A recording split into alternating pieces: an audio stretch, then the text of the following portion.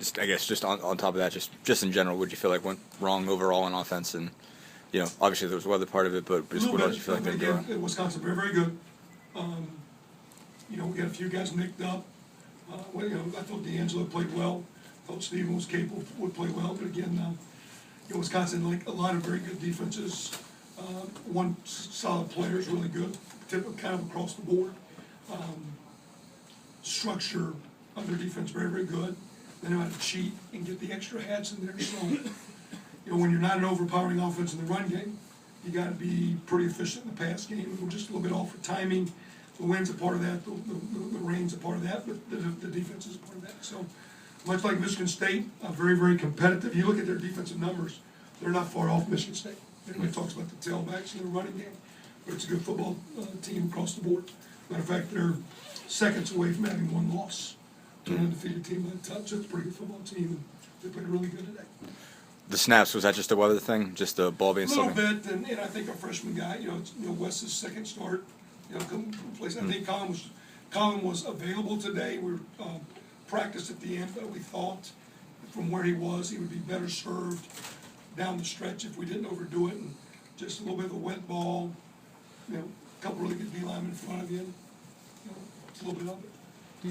Kevin, something about the defense that seems to be emerging this year is that there'll be a couple of good snaps and then a bad play. I mean, it isn't like bad plays all the time.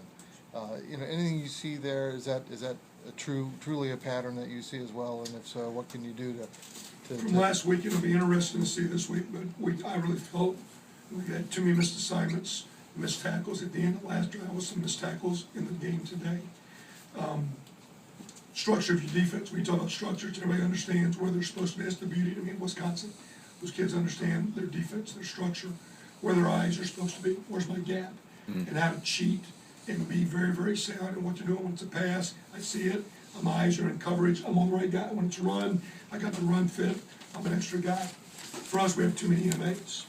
And a little bit of that right now, some of the youthfulness with all the freshmen a couple times today, whether it be the communication from the linemen, the linebackers to our D linemen, or the D linemen hearing it or not hearing it.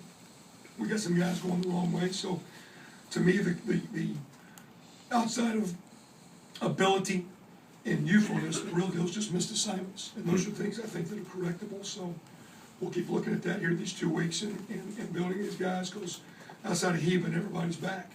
And of course, Ryan Thompson played a little bit today as a senior as well, but it's a young defense, but it's got a long way to go. Is that what you saw in most of the big plays? It seemed like there was maybe just one guy out of position, and that kind of. And we got blocked a little bit too. Now. Right, yeah. We got blocked, and they stayed on block, and all that. And again, Wisconsin quality backs, really good line. But again, I think their fullback tight end play makes it really good too. You obviously had a chance to punch one in there. It had to delay a game penalty. Just what kind of happened there that pushed you back? Happened a couple times today, whether it be with the ball coming in, and we're up there kind of waiting to do it, and then they kind of stem their deal, and we get a little static, and someone flinches. And it's just, I think a little bit of it's the mechanics. It's very loud at that point, which they wanted to keep us out, and they got great fans here. And I think their fans respected what was going on, and a little loud, so we had a glitch up there and cost us. And someone just didn't see the clock, or Trey didn't see it, or something? Trey didn't see the clock on that one there. Coach, would you say like this game was like an aberration, and you threw out the tape? Because Indiana's really been very competitive in each of the 9 other games.